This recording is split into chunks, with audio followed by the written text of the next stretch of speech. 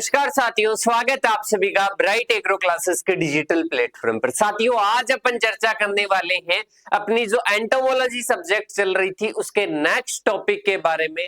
और आज का अपना शानदार टॉपिक रहने वाला है एंटोमोलॉजी का। पिछली क्लास में अपन ने इंट्रोडक्शन पढ़ा और इसके साथ में उसका हिस्ट्री पढ़ा, मतलब उसका इतिहास पढ़ लिया। परिचय और इतिहास कंप्लीट हो चुका है और आज की क्लास में अपन सेकंड टॉपिक की बात करने वाले हैं। बहुत ही शानदार टॉपिक है।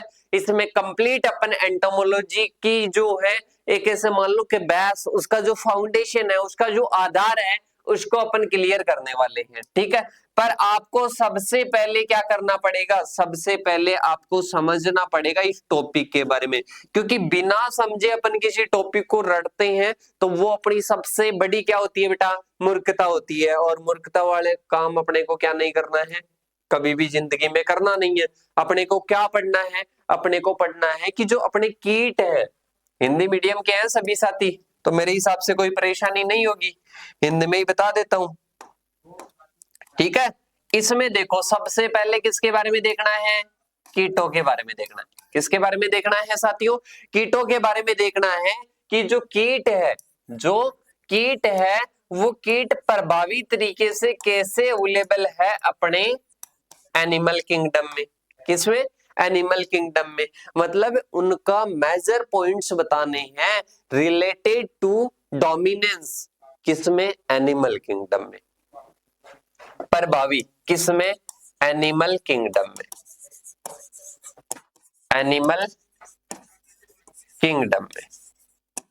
ठीक है, इसमें अपने को बताना है कि किस प्रकार से इंसेक्ट प्रभावी है।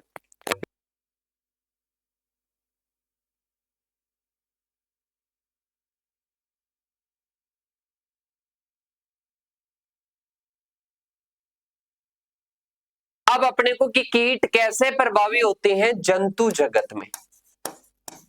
जंतु जगत में इसके बारे में अपने को पढ़ना है कि कौन कौन से ऐसे पॉइंट्स हैं जिनके कारण जंतु जगत में प्रभावी रहता है। क्या?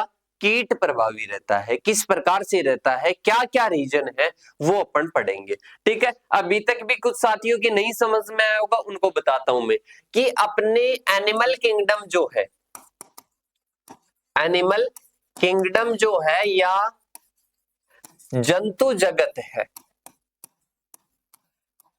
जंतु जगत है, इस जंतु जगत में सर्वाधिक पाए जाने वाले जीव, सर्वाधिक पाए जाने वाले जीव कौन से हैं बेटा?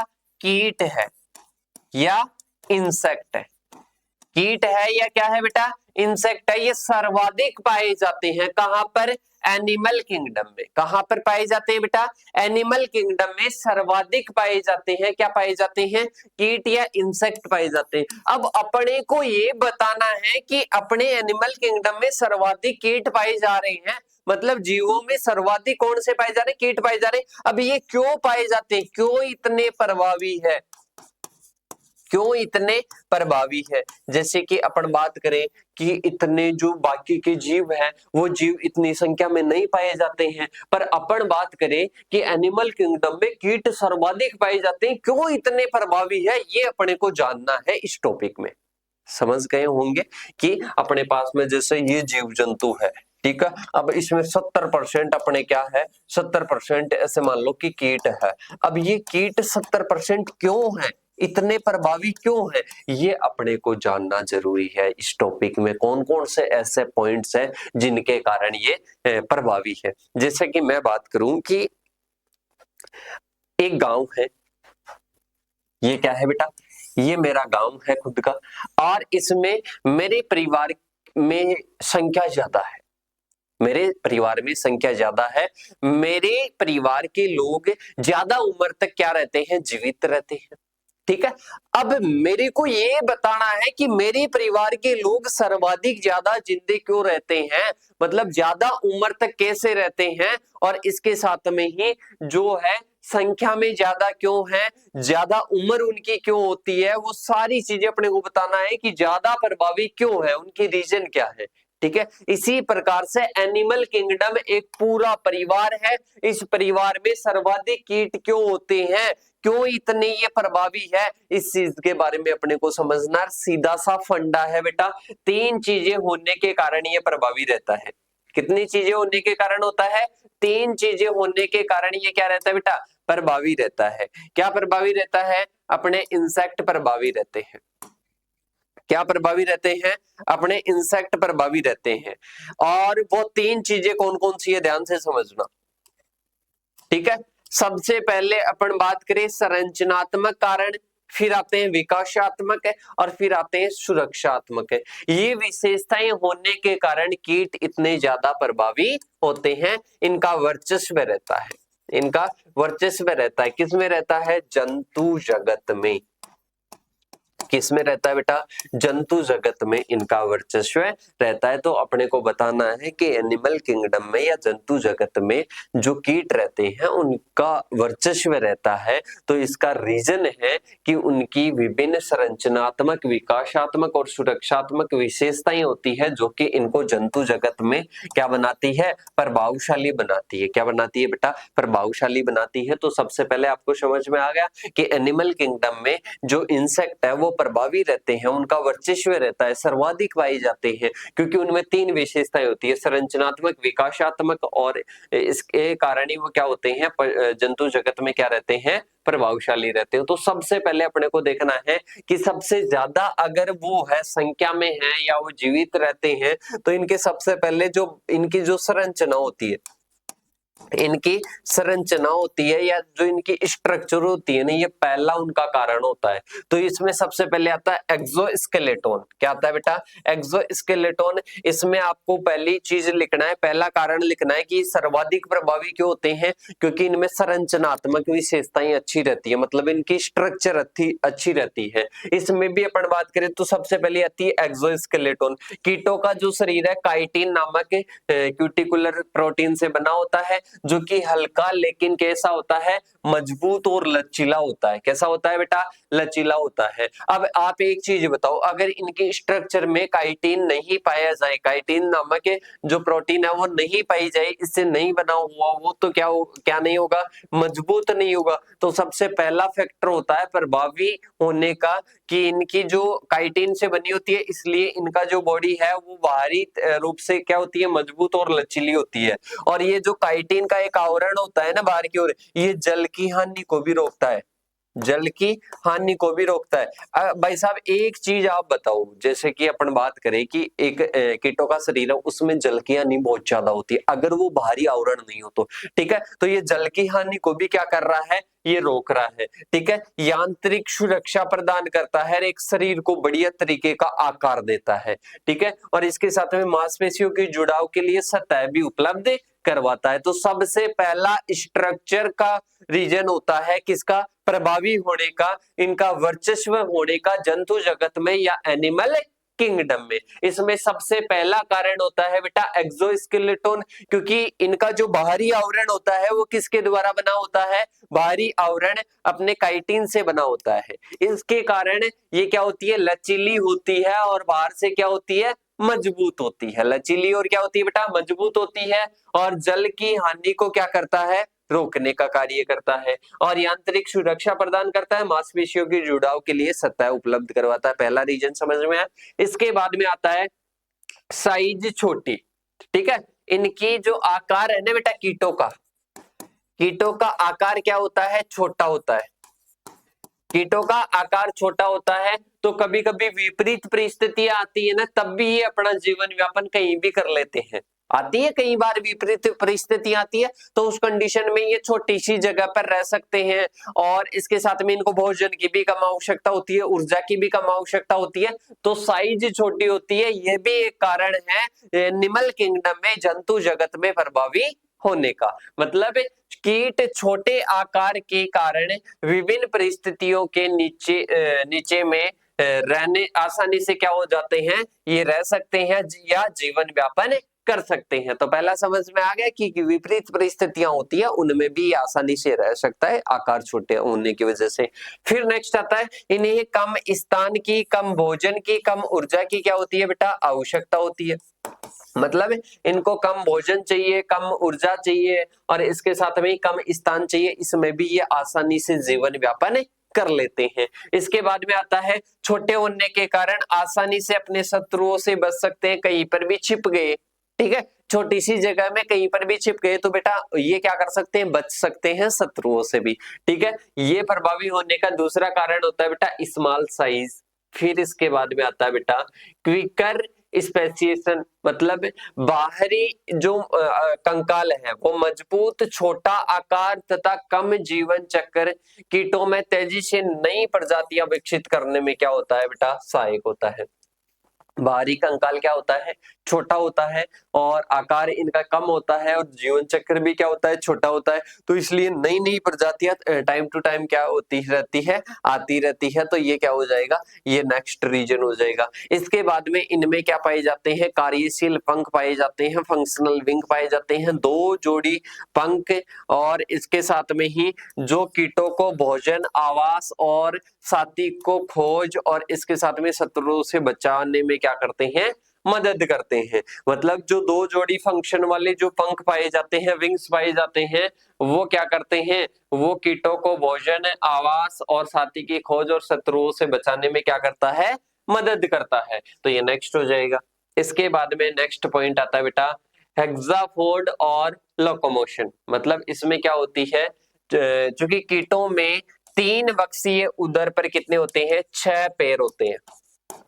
कितने होते हैं बेटा, 6 पैर होते हैं, और इसलिए यदि 1 या 2 पैर खो जाएं तब भी उनका संतुलन बना रहता है। जैसे कि मैं बात करूं कि 6 पैर है, इसमें टोटल कितने हैं बेटा, 6 पैर है। अब इन 6 पैर में से, ठीक है, यहाँ पर इसको हटा देते हैं, ठीक है, ये 6 पैर है, अगर इनमें से ये बीच वाले हट जाते हैं तो बेटा ये अपना संतुलन बनाए रखते हैं। मतलब इनका अगर 6 पैरों में से 1-2 पैर चले भी जाए तो फिर भी क्या होता है, इनका संतुलन बना रहता है। मतलब नेक्स्ट पॉइंट आ जाएगा कि हेक्सापोड लोकोमोशन इनमें पाया जाता है। इसके बाद में कंपाउंड आईज या संयुक्त नेत्र पाए जाते हैं। क्या पाए जाते हैं बेटा, संयुक्त नेत्र पाए जाते हैं। अधिकांश कीटों में कंपाउंड आईज होते हैं और जिनमें हेक्सागोनल ओमेटिडिया नामक इकाइयां होती है। और ये जो ओमेटिडिया है ये नष्ट हो जाने पर भी दृष्टि शक्ति इनकी क्या होती है, बनी रहती है। मतलब अगर ये नष्ट हो जाएं उसके बाद में भी इनमें क्या बने रहते हैं, इनमें वो देख सकते हैं, देखने की क्षमता होती है। कहने का मतलब है कि इसकी स्ट्रक्चर इस प्रकार से होती है कि कुछ भी गड़बड़ हो जाए ना फिर भी ये जीवित रहता है, इसलिए ये जंतु जगत में क्या है, प्रभावी है। जंतु जगत में क्या है बेटा, प्रभावी है। तो कंपाउंड आईज हो गया। इसके बाद में आता है स्कैटर्ड सेंस ऑर्गन्स, मतलब कीटों के संवेदी अंग जैसे कि eyes, antennae, mouth parts, legs, cerci और सरसाई, इसके साथ में ही टेम्पनम शरीर के विभिन्न भागों पर क्या होते हैं, स्थित होते हैं। और यह व्यवस्था सुनिश्चित करती है कि सभी अंगों को एक साथ नुकसान न पहुंचे। जैसे कि अपन बात करें, ये अपना क्या है, कोई इंसेक्ट है। अब इंसेक्ट पर एक पार्ट यहाँ पर है, एक यहाँ पर है, एक यहाँ पर है, एक यहाँ पर है, एक यहाँ पर है, ठीक है, इस प्रकार से है। अब अगर इन पार्ट्स को भी अगर नुकसान पहुंच जाता है, इन पार्ट्स को भी कोई हानि पहुंच जाती है तो उसके बाद में बाकी पार्ट्स तो बचते हैं। तो कहने का मतलब ये है कि इनके शरीर पर जो ऑर्गन्स है वो ऑर्गन्स क्या होते हैं बेटा, वो बिखरे हुए होते हैं, ठीक है। इसका मतलब है कि कुछ पार्ट अगर नष्ट भी हो गए ना फिर भी ये प्रभावी बना रहता है, ठीक है। इसके बाद में आता है नेक्स्ट विकेंद्रीकृत तंत्रिका तंत्र। कीटों का तंत्रिका तंत्र इतना विकेंद्रीकृत होता है, शरीर के कुछ हिस्से नष्ट हो जाने पर भी वे चल सकते हैं। मतलब शरीर का कुछ हिस्सा नष्ट हो गया फिर भी वो चल सकते हैं, उड़ सकते हैं, भोजन कर सकते हैं और प्रजनन कर सकते हैं। कहने का मतलब है कि इनका विकेंद्रीकृत तंत्रिका तंत्र होता है। कुछ पार्ट अगर क्या हो गया, कुछ पार्ट नष्ट भी हो गया तो इसके बाद में भी चल सकते हैं, उड़ सकते हैं, भोजन कर सकते हैं और प्रजनन कर सकते हैं। तो ये अपने आता है विकेंद्रीकृत तंत्रिका तंत्र। इसके बाद में आता है बेटा डायरेक्ट रेस्पिरेशन। क्या आता है, डायरेक्ट रेस्पिरेशन आता है।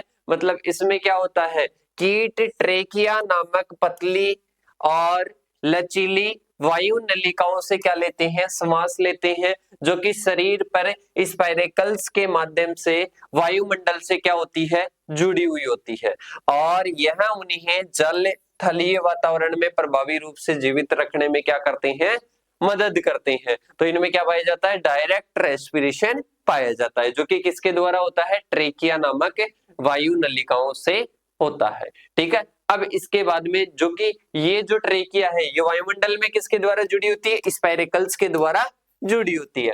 ठीक है, ये भी एक रीजन है प्रभावी होने का। ठीक है, जंतु जगत में प्रभावी होने का रीजन है। इसके बाद में आता है आंत्र नेफ्रिक उत्सर्जन, मतलब इसमें क्या होता है, अगर आपसे पूछ ले कि कीटों में उत्सर्जन, वैसे तो और अपन आगे की बात करेंगे कि कीटों में उत्सर्जन जो है वो किसके द्वारा होता है, वो मैलपीगी नलिकाओं के द्वारा होता है। लिख लेना बेटा, मैलपीगी नलिकाओं, और साथ के साथ में नोट्स बनाने आपको, मैलपीगी नलिकाओं के द्वारा क्या होता है, उत्सर्जन होता है। अगर श्वास के लिए पूछ ले तो क्या बोलोगे बेटा, ट्रेकिया।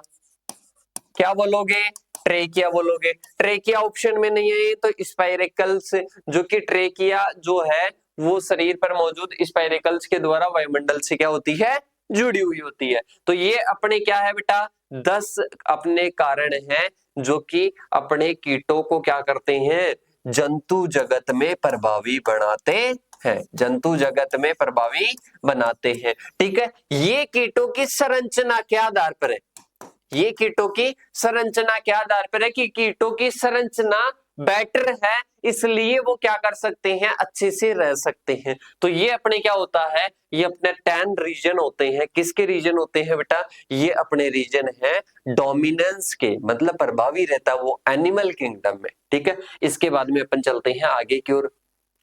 आगे आता है डेवलपमेंट कैरेक्टर्स, मतलब उनके डेवलप करने की, उनके विकास करने की भी क्या होती है, विशेषताएं होती है। जिसमें सबसे पहले होता है कि इनमें क्या होती है बेटा, जो रिप्रोडक्शन की जो कैपेसिटी होती है वो क्या होती है, उच्च होती है, मतलब इनमें उच्च प्रजनन क्षमता होती है। प्रजनन क्षमता क्या होती है, उच्च होती है। मादा कीट बड़ी संख्या में अंडे देती है और जिससे जनसंख्या क्या होती है, तेजी से बढ़ती है। मतलब जो मादा है, मादा कीट बड़ी संख्या में अंडे देती है और जिससे जनसंख्या तेजी से बढ़ती है, इंक्रीज होती है। तो पहला रीजन होता है कि इनमें उच्च प्रजनन क्षमता होती है, इसलिए क्या होता है इनमें, इसलिए ये प्रभावी रहते हैं जंतु जगत में। इसके बाद में आता है मेथड ऑफ रिप्रोडक्शन। इसमें आता है कि जो अपने कीट होते हैं वो कीट सेक्सुअल और इसके साथ में ही अपन बात करें पार्थेजेनेटिक, या जिसको बोल सकते हैं एसेक्सुअल। एसेक्सुअल इनके द्वारा भी क्या करते हैं, रिप्रोडक्शन करते हैं। क्या करते हैं बेटा, रिप्रोडक्शन करते हैं। जैसी परिस्थिति रहेगी उस परिस्थिति के अकॉर्डिंग इंसेक्ट क्या कर लेगा, रिप्रोडक्शन कर लेगा, मतलब अलग अलग मेथड होते हैं। ठीक है, इसके बाद में आता है नियंत्रित प्रजनन भी होता है। कुछ सामाजिक कीट होते हैं जैसे कि मधुमक्खियां और दीमक, प्रजनन को नियंत्रित करने के लिए केवल कुछ मादाओं को अंडे देने की अनुमति होती है। अब आपने पढ़ा होगा 12th एग्रीकल्चर बायोलॉजी में, आपने पढ़ा होगा टर्माइट के बारे में पढ़ा होगा। ठीक है, टर्माइट के बारे में पढ़ा होगा, वहां पर मादा रानी, ठीक है, मादा रानी किसको, जिसको अनुमति होती है, जिसको अनुमति होती है अंडे देने की, वो ही अंडे देगी। सभी मादाएं नहीं देगी, सभी मादाएं नहीं देगी, सभी निषेचित नहीं होगी। एक नर होगा और इसके साथ में एक मादा होगी, वो आपस में निषेचित होकर फिर वो क्या देगी, अंडे देगी। और 70 से 80 हजार अंडे देती है कौन, टर्माइट। दीमक क्या है, अंडे देने की मशीन भी कहलाती है टर्माइट। कहां पर रहती है, टर्मेटेरिया, ये जो घर बनाती है उनको क्या बोलते हैं, टर्मेटेरिया बोलते हैं। ठीक है, तो ये अपने क्या है बेटा, कंट्रोल्ड रिप्रोडक्शन। इसके बाद में आता है शॉर्ट लाइफ साइकिल, मतलब क्या होता है, छोटा जीवन चक्र होता है। अधिकांश कीटों का जो लाइफ साइकिल है वो कितना होता है, 2 से 4 वीक का होता है। कितना होता है बेटा, 2 से 4 वीक का होता है, शॉर्ट लाइफ साइकिल होता है, जिससे वे कम समय में कई पीढ़ियां पूरी कर सकती है। मतलब इनका लाइफ साइकिल छोटा होता है, इसलिए वो कम समय में कई पीढ़ियां क्या कर सकती है, अपनी पूरी कर सकती है। और ये भी डोमिनेंस होने का, अपन पढ़ क्या रहे हैं वो माइंड में रखना कि ये पॉइंट्स क्यों पढ़ रहे हैं। ये पॉइंट्स इसलिए पढ़ रहे हैं कि इनके कारण जो जंतु जगत में कीट सर्वाधिक पाए जाते हैं और इसके साथ में सर्वाधिक प्रभावी होते हैं। ठीक है, इसके बाद में आता है स्पेसिटी ऑफ फूड। मतलब ये क्या करते हैं बेटा, ये ऐसा नहीं कि कोई विशेष भोजन है उसी पर निर्भर हो गए, ये विभिन्न प्रकार के भोजन के लिए अपने क्या रहते हैं, डिपेंड रहते हैं। विभिन्न प्रकार के भोजन को प्राथमिकता देती है जिससे प्रतिस्पर्धा कम होती है और उनकी उत्तरजीविता बढ़ जाती है। अब जैसे ये सारे इंसेक्ट एक ही भोजन को प्रीफर करे कि ये भोजन अपने को करना है, तो बेटा वो तो प्रतिस्पर्धा हो जाएगी, इनमें आपस में कंपटीशन हो जाएगा। पर ये क्या होते हैं, ये अलग अलग भोजन पर अपने डिपेंड रहते हैं, इससे इनमें प्रतिस्पर्धा नहीं होती है, कंपटीशन नहीं होता है फूड के लिए। ठीक है, तो ये अपना नेक्स्ट रीजन हो जाता है। ठीक है, अब इसके बाद में आता है विकास का उच्चतम दर। मतलब इनमें विशिष्टता और श्रम विभाजन और मतलब कार्य का अलग अलग विभाजन, इसके साथ में ही क्या होता है, पॉलीमॉर्फिज्म, ऐसे गुण पाए जाते हैं जो कि आगे बढ़ने में क्या होते हैं, सहायता प्रदान करते हैं। इसके बाद में नेक्स्ट अपने आता है बेटा, जिसमें अपने को देखना है कि ये क्या करते हैं, प्रोटेक्शन। क्या करते हैं बेटा, प्रोटेक्शन करते हैं। और इसके साथ में इनके एडेप्शन के लिए कुछ ऐसे स्राव करते हैं या कुछ इनमें प्रोटेक्शन के गुण पाए जाते हैं। उनमें अपन बात करते हैं, सबसे पहले मॉर्फोलॉजिकल एडेप्शन होते हैं।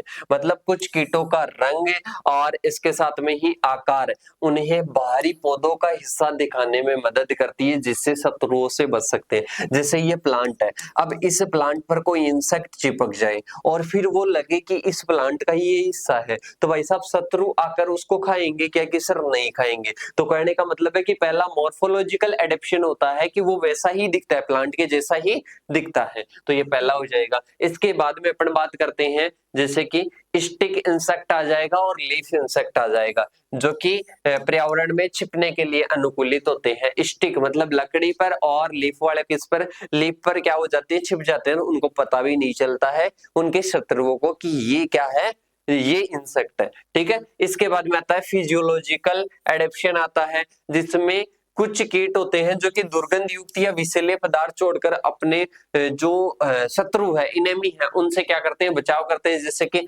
स्टिंग बग्स दुर्गंध छोड़ते हैं। और इसके बाद में आते हैं स्वेल्लो वेटेल बटरफ्लाई लार्वा, जो कि रिपेलेंट पदार्थ छोड़ते हैं। इसके साथ में ग्लिस्टर बीटल, जो कि क्या करते हैं, जो कि कैंथेरिडीन नामक जो जलन उत्पन्न करने वाला रसायन बनाते हैं। इसके बाद में नेक्स्ट आता है बेटा, जिसमें आता है बिहेवियरल एडेप्शन। मतलब व्यवहार से संबंधित क्या होते हैं, अनुकूल होते हैं। जैसे कि शत्रुओं की तरह, जैसे कि अपन बात करें कि ये शत्रु है और यहाँ पर कोई इंसेक्ट है, ठीक है, वो भाई साहब इसमें आ जाएगा और इनकी जैसी ही आवाज निकालने लग जाएगा, ठीक है, तो वो बच जाएगा कि अपना ही भाई है। तो कहने का मतलब है कि मर्द होने का नाटक कर लेते हैं कभी कभी, तो इनका बिहेवियर होता है कि मर्द होने का नाटक कर लिया, शत्रुओं की जैसी आवाज निकाल लिए, ठीक है। और ये अपने क्या होते हैं, जैसे हेयरी कैटरपिलर है, शरीर पर बाल होने के कारण शत्रुओं को क्या कर देते हैं, ये भ्रमित कर देते हैं उनको, ठीक है। तो ये रीजन है